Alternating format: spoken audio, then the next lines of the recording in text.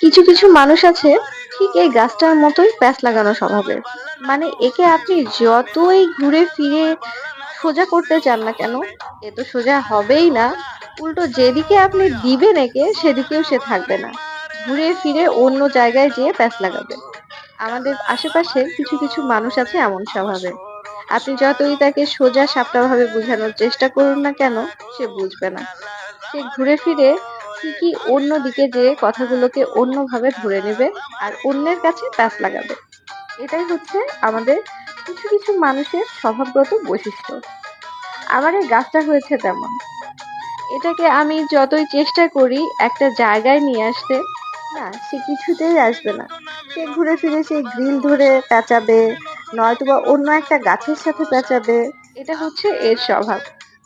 যাই হোক, আজকে আবার নতুন করে এটাকে একটু সময় নিয়ে এর প্যাচ খুলে আবার ৩ টে লাঠি পুঁতে এটাকে পেঁচালাম। দেখা যাক কি হয় আবার।